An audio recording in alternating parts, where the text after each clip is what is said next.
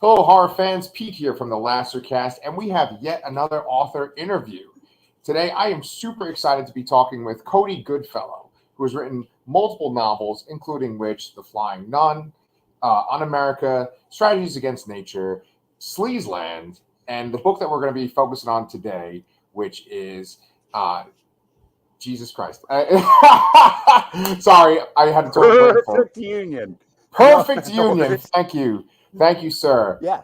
I'm glad you're here. Thank you for I'm coming on the thrilled to be Lastercast. Welcome. I'm thrilled to be here. How you doing, Yes. Pete? So far so good. I have to say this is my first book I've ever read that you've written, and I think I'm in love with your work. Oh, thank you. Yes. Gosh, don't worry. There's a cure for that. There's going to be a telethon really soon. Okay. Yeah, it's an emergent disease. So yeah. Well, the bees are already starting to show up over here. So, um, here's a little coincidence. About yeah. a year ago, you were on the Lovecraft E-Zine podcast. Yes. And it was you and Laird Barron and Philip Fracassi. And Langan. Yes. Yeah. And Philip Fracassi had to leave at one point. And Right. right after that, he actually came and recorded with me. Oh, gosh, small world. Exactly. Yeah. But I watched that whole episode in anticipation of this interview, and Right. it was just like super interesting to me. You guys talked about a lot of things. One of my favorite things is that you brought up the farting preacher. The farting. Wait. The farting preacher. Wait. So he's basically like one of those like televangelists or whatever that would always have those. Oh, Bob Tilton, the fart. Yes. Oh, Yes. Lord. Yes. Oh, Yes. yeah. Oh, I wasn't sure if you meant, him or Lepidamine, but yes, no, God, yeah, Bob Tilton was such an unrepentantly horrendous televangelist, and then that video was one of the earliest viral things, almost preceded the internet. I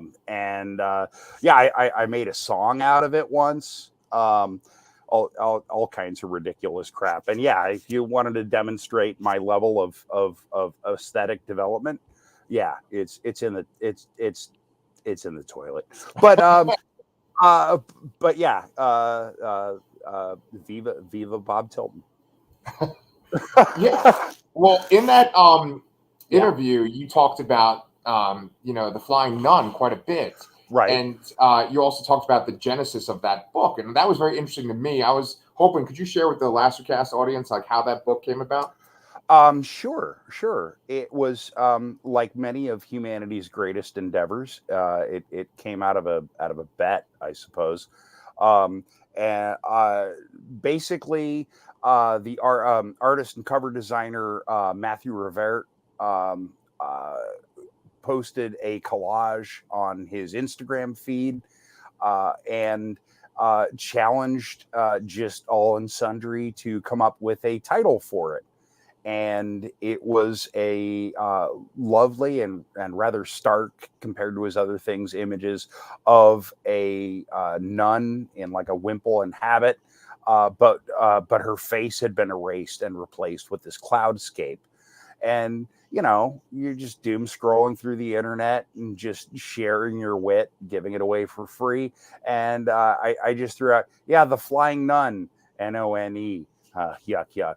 And I forgot about it. And like a few hours later, Max Booth III reaches out to me and says, "Hey, I just bought the rights to that Matthew Revert art. If you want to make a book called The Flying Nun, whatever that might turn out to be, we want to publish it." Right. And it was funny because at the time that happened, it was like in like the spring or summer of the pandemic lockdown in 2020, when it just seemed like everything was stable and cool, and we just stay the course and keep our heads down and we'll get through this. Yeah. Although everybody was going stir crazy, at least it felt like we were getting somewhere. And between the time that I accepted that challenge and the time that I actually sat down and wrote the book, my life fell apart. And it was so strange feeling that sense of, I mean, of course, we all went through the pandemic and the lockdown and knew what it was like to feel like suddenly there are no adults in the room. Society, nobody's in control. Right. And that was terrifying. But at the same time, I had my partner, I had my support group, I had, all the through, and then I lost all those things. No. And I lost everything that, that you consciously or unconsciously rely upon to get you through the day and through your life. And I came to a very different understanding of what we think of as cosmic horror, which is largely what I have always written. I mean, whatever genre preconceptions games I'm playing with, whatever the story is about, the philosophy is essentially a very pulp existentialist philosophy. We're fucked. Now what? And so I should have asked. I'm not sure about how you are. Yeah. Bitchin'. Yeah. So but I came to realize how much of what we think of as cosmic horror is kind of oddly comfort food. I mean, albeit ugly comfort food, but I came to recognize, I mean, it wasn't like a new realization, or shouldn't have been, but looking around the room and you realize, hey, it's a bunch of other middle-aged white guys who are all, at least fairly comfortable. They know that their next meal's covered. They know they won't be rousted out of their beds by a death squad, in their sleep. They know they won't be, shot at their next traffic stop. And I kind of started to feel like, wow, cosmic ennui is a really great snack food when you are fairly safe, but life is devoid of meaning. But when you're actually suddenly deprived of that which gives life meaning, cosmic horror takes on a whole new sort of a context, because if you have no control over your life, then you are suddenly looking for that which you can control. And suddenly it made so much sense to me, the endless nerd wars over casting and representation in entertainment, and over the types of things. I understood how people outside the kind of stuff that I've been writing all my life must be perceiving it and recognizing, at a time when I had no control over my life, when I had no control over my reality, I didn't want to wallow in things that said there is no meaning, there's cosmic amoebas control your shit, you're fucked. Right. I understood what it's like to be genuinely powerless and not know what the hell you're here for, and to be seeking meaning. And so I had at that time in my life, it seemed like the only person that I could relate to, the only person who wasn't going, cheer up, and my wife saying thoughts and prayers for you too. This woman who lives up in Vancouver, Washington, and she and I started doing a radio show together on a community radio station called Freeform Portland. And in talking to her and the things, I mean, we were bonding almost solely over, I don't know what life is for either, so let's hang out.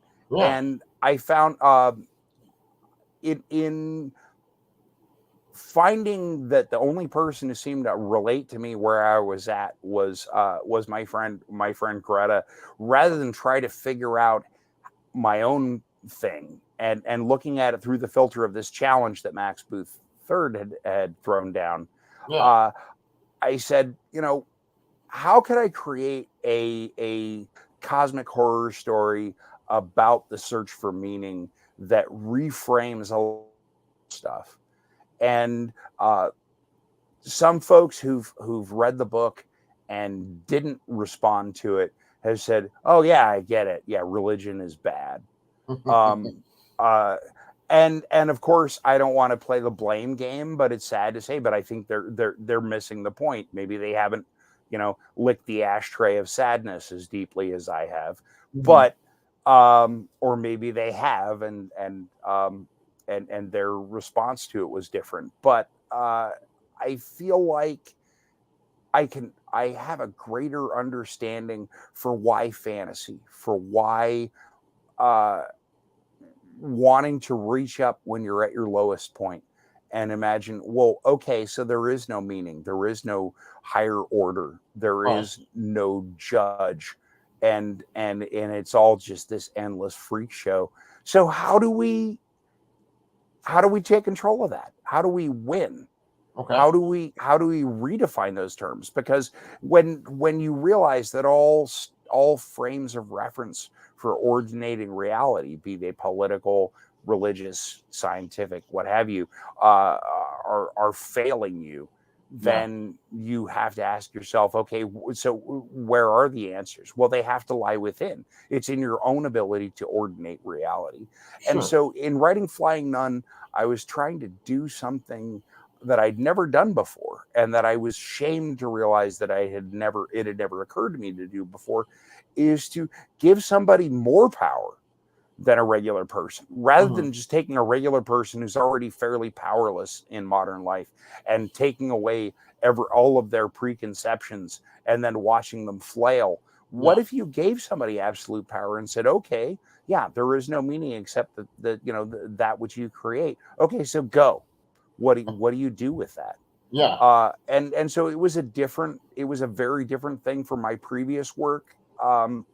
It was a real departure, but I think it was a way of trying. I mean, it was my way of trying to do something real that would recognize how disempowered people have been by every aspect of modern life, in the commercial sector, in the political sector, in the social sector, and offer them that power back.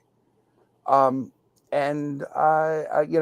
few folks that have found their way to it have responded to it kindly. What's weird is finding when I could fit a Cody Goodfellow celebration of life event in the room that I'm in right now, and it's not a big room, but to hear people who have liked my previous work go, yeah, I don't know where he's going with this. Is kind of frustrating and sad, but at the same time, I have to wonder. What I was aiming for was not, the folks the half dozen odd weirdos who've responded to my work in the past, but anybody out there who's wondering, what the hell does all of this mean? How do I take some sort of power for organizing my life and organizing my reality in a way that's meaningful, instead of just screaming down like the social media hole and stuff. And I don't know if it does that, but it seemed to scratch that itch at the time. So, it's funny because, obviously I experienced the pandemic as well. I mean, we're still kind of in it, right? But for me, that's what opened the doorway for horror, at least horror literature. I've always liked horror films, but I just got into the horror community during COVID, and that's how I found out about Max and Ghoulish. And I went to that Ghoulish Book Festival, met a lot of great people, and so he turned me on to your book. Right. I have to say that I actually have not read a lot of cosmic horror, and you're saying that all of your work essentially has an element of cosmic horror to it. Yes. I mean, insofar as, if you look at cosmic horror philosophically, as like nihilism, Sure. Essentially, it's we are in a doomed ship, and there's nobody at the helm. Perhaps there isn't even a helm. Right. And so how do you survive that? And the acknowledged godfather of all of this is H.P. Lovecraft. Right. And Lovecraft, his brilliance was that he offered a litany of faces for this faceless cosmic ennui that was kind of sterile and hard for people to grasp when it came from Camus or Sartre or these others who were very stark. And he peopled that void, with tentacles and all these other things that he was terrified. Even folks, 4 generations on, who soundly and roundly, as I do, reject his politics and his misogyny and all of these other aspects of his personality, recognize that coming out of this pathology that he had, this utter failure to connect with the modern world and to connect with a partner, to connect with a way of living in the world.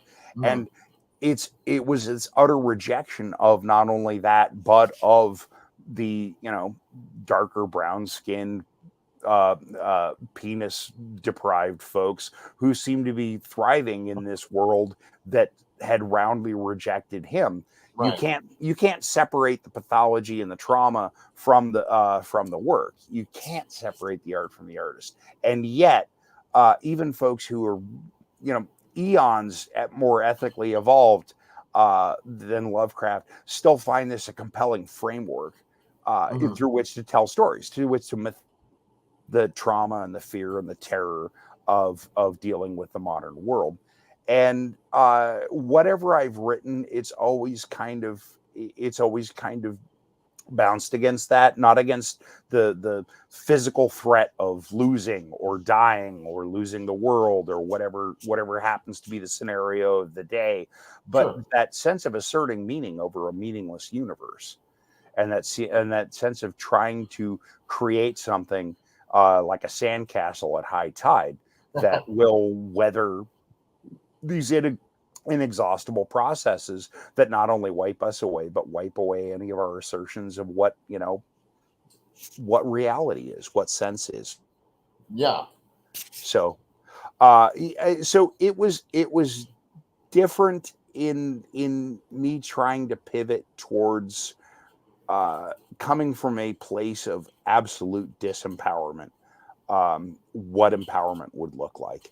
And I think the work that I've done since then has been a little bit more, if not affirmative or optimistic, at least more trying to take people to a place that they want to go.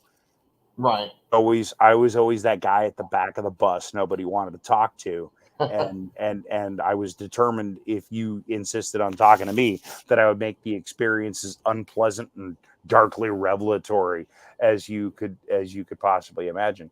And I'm not saying that I'm backing away from the starkness of that philosophical worldview, but I recognize that it was born upon me at a visceral level that books are an escape from a reality that's already really shitty. And I'm trying to offer folks a little bit more beyond, yeah, it's shitty, but you think that's shitty? How about this? Right? Yeah.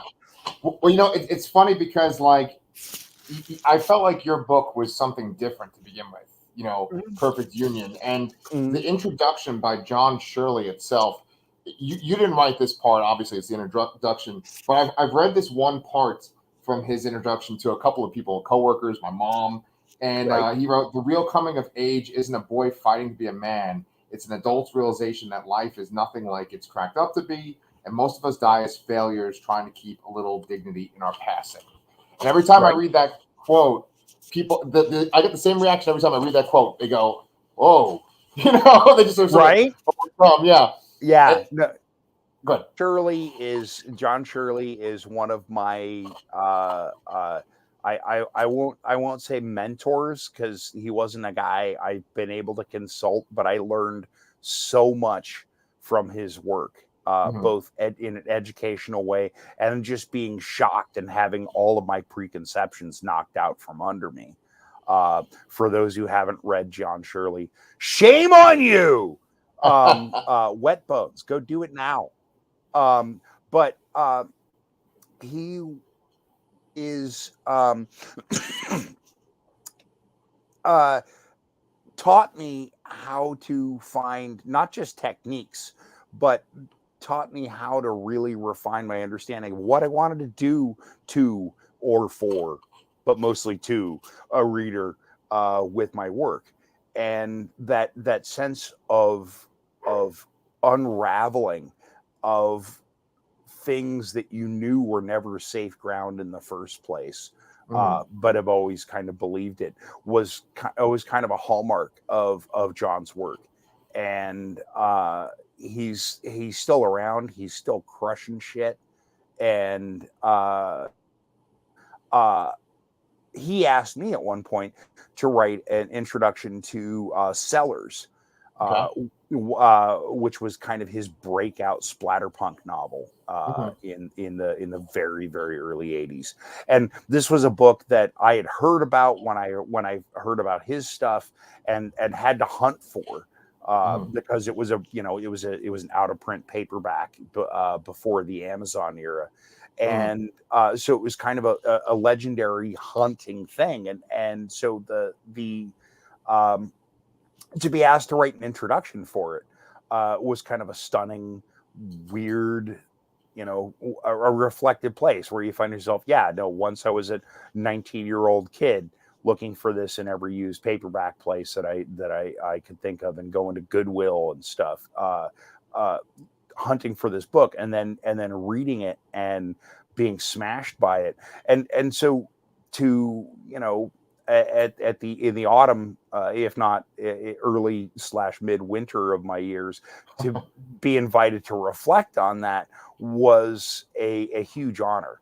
And since I'm the kind of guy who never gets tired of pushing his luck, I asked John to write this thing about my Sellers, essentially, which because I don't want to spoil anything for you about Sellers or Perfect Union, because you owe us 2 books.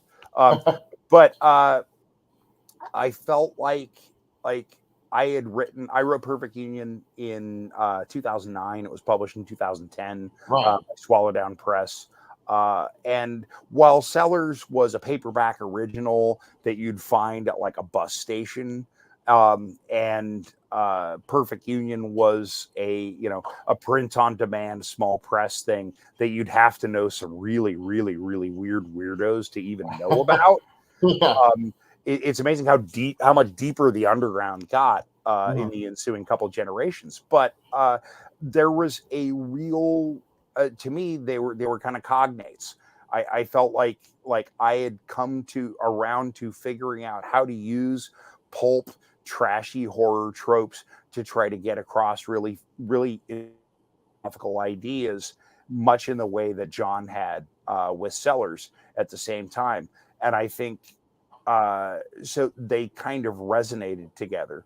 And so it was a beautiful kind of serendipity that allowed John to write this thing for me, as I had written this thing for Sellers, kind of touching back and forth, because I think they do have a real deep kinship in that they're very pulpy things that you could read and enjoy. Just, I want to see people go in the woods and bad shit happens. But at the same time, there's also there's medicine in that inside that hard, nasty poison candy. And so they are kind of there is a lineage there. And I'm more honored than I could tell you, and that I could convince John to read the thing, and tell people that they ought to read it too, because I feel like he was really a godfather to it and to everything I've been trying to do. Oh wow. Okay. Yeah. Well, I mean, his introduction absolutely hooks you into the book. And there was one other part I wanted to quote because I feel like it kind of gets a point across that I wanted to say too. He talks about your writing. He says his writing evokes character and descriptions as one interlocked thing in sentence after bringing sentence. And that was what I found so compelling about your story was that often you would describe very routine, basic things that the main characters are experiencing, but the verbs you would choose, for example, wouldn't necessarily be like verbs I would ever consider to use, and the descriptions that you would use, like I just wouldn't consider them in the first place, and it just makes it a lot more exciting to read. You know, like They, oh, good, oh, thanks. Yeah, no, I appreciate that you recognize that, because that is something that I mean, good God, you're looking at, we have to do with words what other people get, a couple $100 million or an army of animators in South Korea to do. right, And it's so deceptively complex, because if you look at how it's so easy to fall into the trap of going, I'm just using the words that everybody else uses, and the imagery and stuff, and it's without you recognizing it, it can feel almost like Legos, like yeah, you're taking the thing out of the bag and you're following the directions and you're snapping it together, and your watch, I built the castle, it yeah, looks just like it does in the directions. right, And it's to ask somebody, to go back and do that, read your words, to take apart the Legos and stuff, and they have to do the thing in their own imagination. It's um I've long looked at and lamented, from the time that I was in middle school and I was the only that wanted to work at the library, you know, why more people didn't get more out of this experience, out of the experience of reading words, sure, and trying to make that exciting.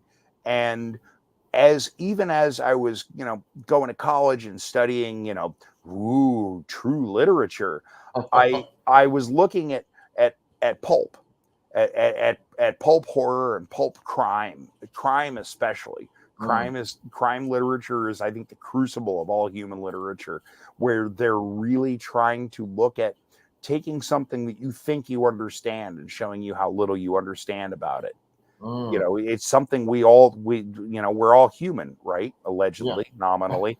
And yet there's so much that we don't understand about what drives other human beings. And the language that writers like Dashiell Hammett, Raymond Chandler, up through Jim Thompson, James Elroy, it could be as simple as using, I mean, are because we're taught to read immediately after we're taught to talk. right, Are we are so familiar with words. It is such a familiar experience to read a sequence of words that it doesn't take very much to snap you out of the kind of somnambulistic, just I'm reading the word. He got right, up and made his bed and put on his shoes and stuff. It yeah, doesn't take much to snap you out of it, out of that cadence. Um, uh, During the time of, I came up and was really inspired by a lot of the cyberpunk writers, okay, who, many of whom, William Gibson, Bruce Sterling, um, uh, admitted a lineage and a debt to William S. Burroughs for what they used to call eyeball kicks, for okay, the kind of use of language that makes you stop and go, huh, that's exotic. right, And it could be as simple as using a name or a verb that doesn't make any sense, and it takes the next sentence before you figure it out.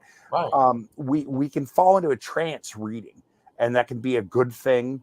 Well, it's a good thing if you're trying to put good things in there. Once you've got somebody into a trance, if you're yeah, just trying to lull somebody into a trance, I just hope they'll read all 320 pages without recognizing that there's a Netflix show, uh, and so you can. It doesn't take much, and yet you're trying to weave a spell, right, and then once you've got them under that spell, once you've got them reading the thing, then you can do little things with language to try to zap them and reawaken them to the power of language. Yeah. And I mean, they've already walked past video games, movies, music, social media, all of these other forms of entertainment that are way more compelling, that do everything for you. Right. Writing is a very complicit thing.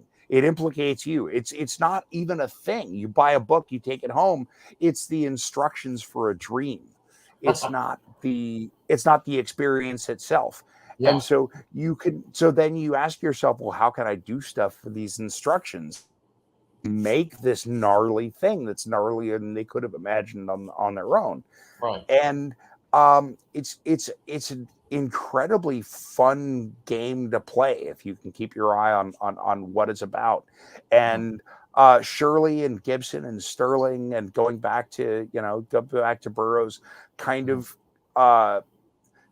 with this very strong iconoclastic impulse, this impulse to bring them in, put them in a trance, make them receptive, and then was, to me, that was the ne plus ultra. That was the most I could hope to give somebody else, is give somebody else this amazing, freaky dream. And I think with language, it can get so much like coding, where you're just sleepwalking through typing. He got up and made his bed, and da da da da da. And you could put so much into so little with language that really shocks and surprises and reawakens. And I mean, you probably, I mean, when you have that experience, when you're reading a book and it actually zaps you, and idea in your head makes you feel like it's yours. And it's so much more fundamentally affecting than the most affecting movie or show or song that I could come up with. And so that's kind of the dark magic that I've really kind of recommitted myself to, as all of my earthly concerns have mercifully abandoned me. Well, that's what Perfect Union did for me, reading it. Right. And what I was going to say was, in that interview that you did with Phil Prikazi and Laird Barron, you guys talked a bit about living in specific regions of the country and how that influenced your writing. Yeah. And I was wondering, I wanted to take that like one step further.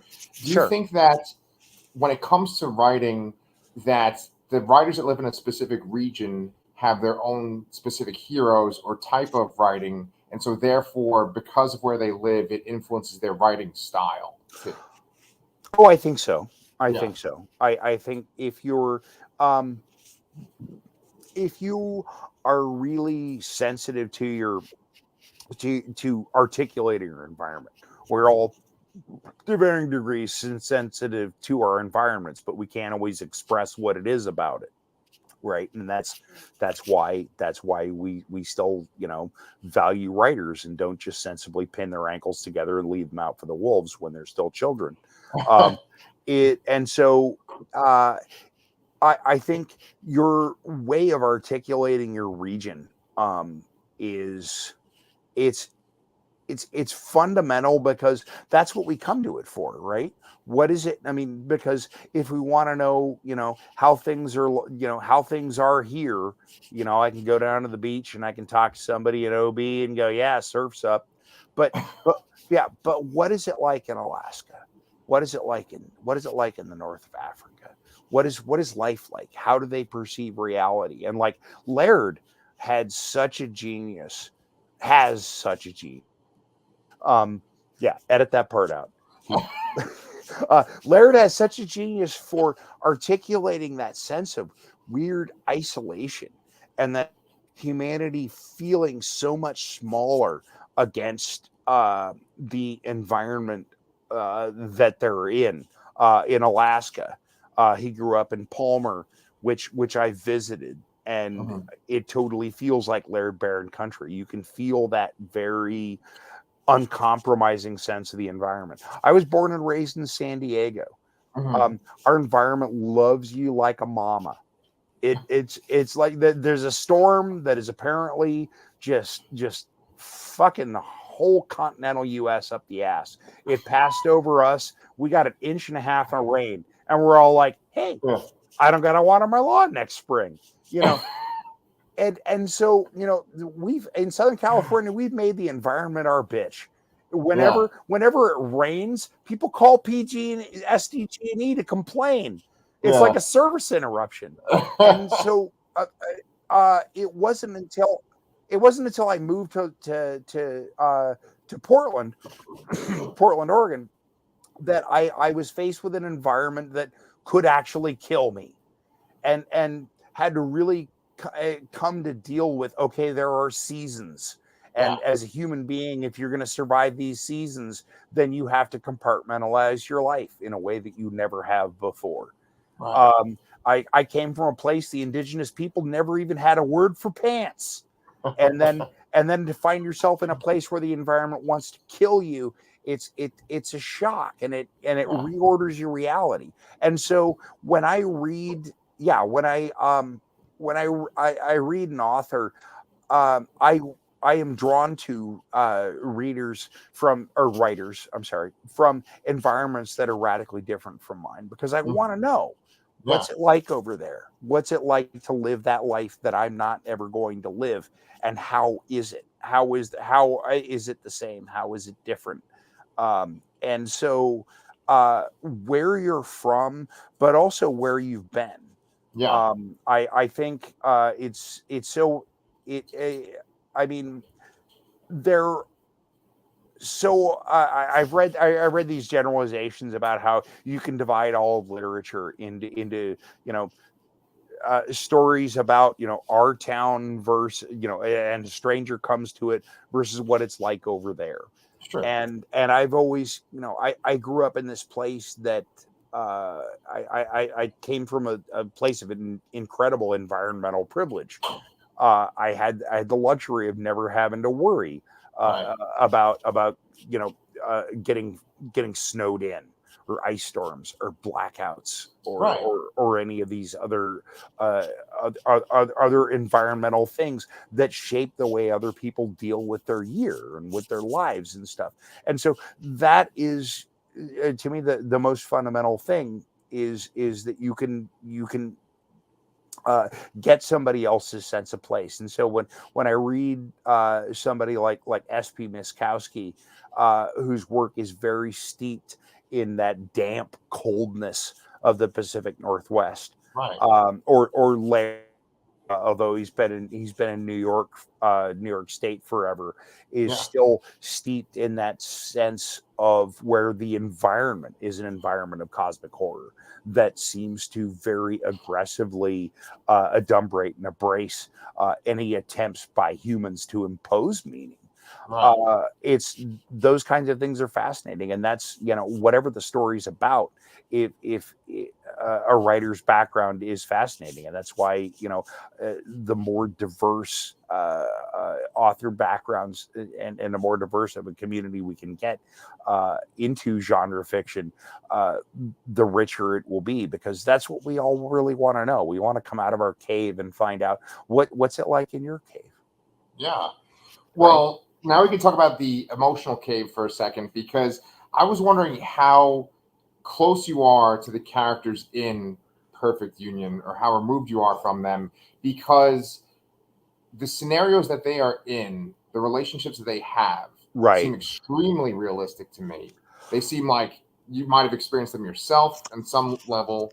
Is that true? Or well, you'll have to get legal on the phone, but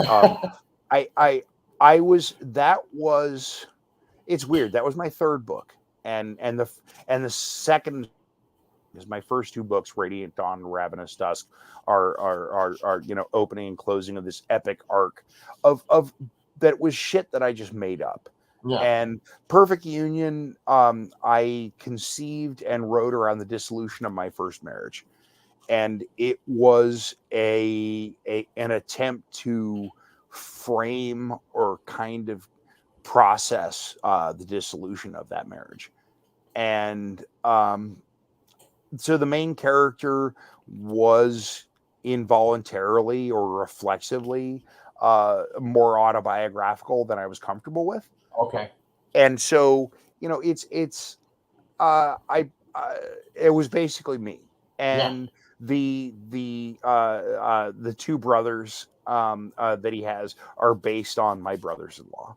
Okay. And there was a scenario where my wife and I went to visit her estranged mom up in Grass Valley, California, and it was a harrowing and horrendous experience that I won't belabor, because slander is a hell of a thing, but but coming out of that experience, I recognized this pressure that I'd been under, that I felt, yeah, it was probably, if not universal, at least fairly widespread, is that pressure to conform. Yeah. Yeah. Whether it's in a family or your wife's family Right. or a political party. And it's folks, I think, who wanted to do me a favor and were talking and reviewing it online and talking about it's a horror novel about politics. Fuck you guys, you screwed me. Because yeah, so who wants to pick up a book? Oh boy, politics. Right. And yet while it deals with political stuff, it also deals with how politics is just psychology writ large. Right. And how who we are as people shapes who we vote for and how we think the world ought to be ordered. And many of us are like that main character, just trying to find a place of stability, just trying to find a place of belonging. Right. And the extent change oneself to fit into a relationship, into a family, into a relationship family, into a workplace was what I was looking at, because I had felt, after 11 years in my first marriage, this enormous, when it ended rather, this enormous shock of depressurization. You're like one of those deep sea fish that suddenly brought up to the surface and you explode. Right. Because you recognize how much pressure you have been under, just to fit, just to do and be what you're supposed to be in your community or your family. And I was and will always be, and will go to my grave, a huge David Cronenberg fan. I feel like Cronenberg, not just with his films, because before I ever saw any of his films, I picked up this issue of Cinefantastic magazine when I was 10 years old, because I really wanted to see Scanners and nobody would take me. Right. And so I got this full issue of Cinefantastic that shows you all the gross parts, but also this crazy, weird Canadian dude who's like, hey, I got government money to put out these crazy ass movies. Right.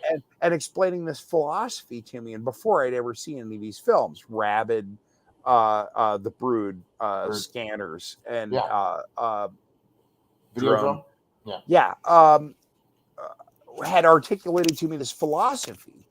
And that what he's doing, I mean, tend to be metaphors, externalizing metaphors for the kind of dislocation and emotional trauma that life visits upon you. When he wrote The Brood was his divorce film. Articulated that frustration and that resentment and that anger can gestate into a body that can be birthed, that can go out and kill your enemies. Oh my God, I wanted to sign up for his for his seminar so bad. But it seemed to me to give me a process or a mandate to, when you have this sense of unfulfilled longing, unfulfilled desires, smashed meaning, it's despair that you don't know how to put it into words. Cronenberg stuff at a critical phase in my development gave me a vocabulary for visualizing how these things made me feel. Mm. that have resonated with at least half a dozen people, as I said before. But like, it was funny how when I had always looked to that as kind of my lodestone, and I wrote a story called "The Fat of the Land," which is a divorce story about this guy who's still trying to co-parent with his estranged spouse, and his daughter starts displaying all of these incredibly strange urges and desires and needs, and he comes to recognize that society is reorganizing or rewriting the human body to cope with the world that we've created through all of our unintended decisions. Basically, a body to remake a body that can metabolize trash. And so it felt like this weird kind of, I mean, I don't have Dave Cronenberg on speed dial like John Shirley, but to see when I saw Crimes of the Future, and it involved this whole subplot about these people who've now all been altered so that they can eat plastic. It felt like a weird, quiet vindication. It was like, okay, yes, Yeah. we have been surfing the same wave, and Right. it made sense. Yeah, it's kind of come like full circle. Yeah, yeah. Like, exactly, except only I noticed. Well, it's funny because, like you said, it's resonated with a half a dozen people. I think that it definitely has resonated with me. I felt like Andrew. 7. So there you go. Yeah. All right, so there's more now. Yeah. But what I was gonna say was, it's interesting that the book was put out, or you wrote it in 2009, Right. and Dom and Dean. I think that me, like when I was like 28, if I was reading that book, I would have been like, "Oh, these guys are so extreme reading this." Right. But now it's so funny because in 2022, they just Right. seem so commonplace now. Right. And so, revisiting your own work, do you feel that way? Do you feel like, "Oh, wow, this has become so normalized now"? I it didn't move me to feel like I need to like jack it up, because I did go through the novel, and of course, yeah, I'm very much of the Ginsberg versus Kerouac school, that you should rewrite it and revisit the thing. I didn't change very much, mostly just tightening up the language, but I did recognize these guys feel like archetypes.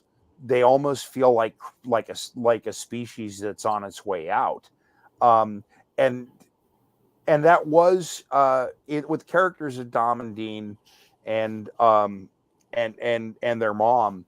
I was, to a degree that I had never before, basing them on real people. I had 2 brothers-in-law in my first marriage, and one was in the Navy and one was in the Army.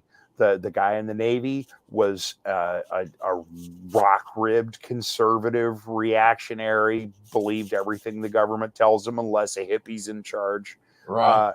kind of guy, very much just staying down the line. And yet you can feel the tension that it takes from minute to minute to hold all this bullshit together.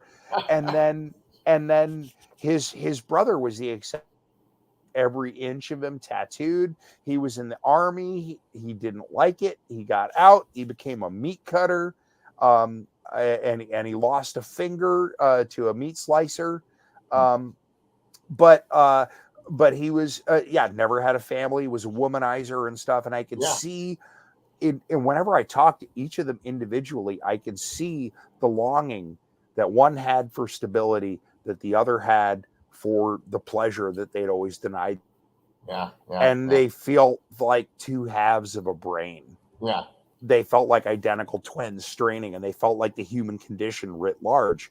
And I told one of them, and I showed one of them the book that I wrote about him. I'm like, you're in a horror novel, and he was like, yeah. The Army guy was stoked. The Navy guy, I can't ever tell him, because if he ever has a bad day, he'll sue me. Right. It's like, hey, you sold 150 copies. I want half the profit. Right.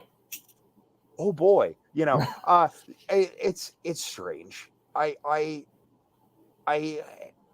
I feel like it wasn't until very recently that it was like borne in upon me that maybe you're stealing other people's stories, because everybody I've ever based fictitious character about, I told them, I asked them, if anybody ever had any reservations about it, I wouldn't do it. Yeah. I dated somebody last year, was the first person who ever told me, you're a vampire, basically. You steal people's things. Yeah. You steal people's lives. You steal people's stories. And I I had to really kind of how I conceived of these things. But it's like, of course we do, because most of the people that I have been inspired to tell a story about or steal their life for a story have felt, that's great. Yeah. Have never had any objections. It wasn't until I've only ever met one person, and of course the one person caused me to think about it in a different way, because I never kidded myself that like I'm making you immortal. It's like the Greek gods when they take a hero and they put them up into the constellation, into the stars. And you're still looking at them, right? And yet you're still lost. But I feel like that's our job as a tribal organic job. Why are we here? Why do you tolerate that guy who's a shitty hunter? He sucks at all the initiation stuff. He knocks up all the women if you let him go hunt and gather, because he makes shit up. Why do we keep these people in our tribe? Because I will make you immortal. I will explain to you those parts of your life that don't make sense. And it was strange, because I both felt at one and the same time like I was selfishly rewriting my own shitty history. And yet, I don't think, I mean, you've read Perfect Union. It's not like Andrew's rad or anything. Right. It's not like anybody wants to be Andrew. And yet, I was looking at that guy as a very unflinching perspective on myself at age 30. I know the guy who inspired Dom read it and was like, fuck yeah. And the guy who played Dean doesn't know that it exists and never will. Yeah. Thank God my first wife has never showed any interest in reading any of my work, or but here's the thing. It's if I was just vomiting out, here's what's wrong with my life, and here's how everybody hurt me, the world would be justified in taking a shit on my chest and getting on with its own business. But if there's something in there that's useful to other people who've ever found themselves in a place where they were trying to conform to a thing until they didn't even know who they were anymore. Yeah. And I think I have to think I'm not the only person in the 21st century who feels that way. Then it is taking that thing from these individual lives and making it something that could be universal. And so maybe it could be wonderful, and maybe more than half a dozen people might get something out of it. Who knows? Well, I strongly recommend for our viewers or listeners to check out your book, because I am one of those people that had a connection with it. I think it is beautifully written, and I actually really want to look at your other works. I was thinking, because I kind of knew this was going to be entertaining based on the other interview I saw and just based on your writing. Right. Would you ever want to come back on the show after I've read a couple more of your books? Absolutely. Yeah. Cool, man. Yeah. I mean, So like, we're coming up on the end of your hour or whatever. Right. Where can people find your stuff in general? If you go to CodyGoodfellow.com, that would keep you apprised of wherever I have another outbreak. I also edit a zine called Forbidden Futures. If you go to forbiddenfutures.com, I do that with my buds Daniel Rehnquist and the artist Mike Dubish. We're doing a reissue of a amazing graphic novel that Mike and I did about artificial meat called Mystery Meat. Saw that, yeah. that they can find pretty soon. Yeah, I work with a variety of publishers. CodyGoodfellow.com is probably the clearinghouse, or like my page on Facebook, that kind of thing. Yeah, it's just there's no off switch, so shit just keeps flowing out, man. Yeah, well, it's been a real pleasure, and I definitely suggest people check out your stuff then. And I hope to get you back on after I've read a couple more of your books. Absolutely, I'd be thrilled to come back. Awesome. All right. Well, we'll see you It's next been a time. pleasure, Pete. Thanks. Thanks, Pete.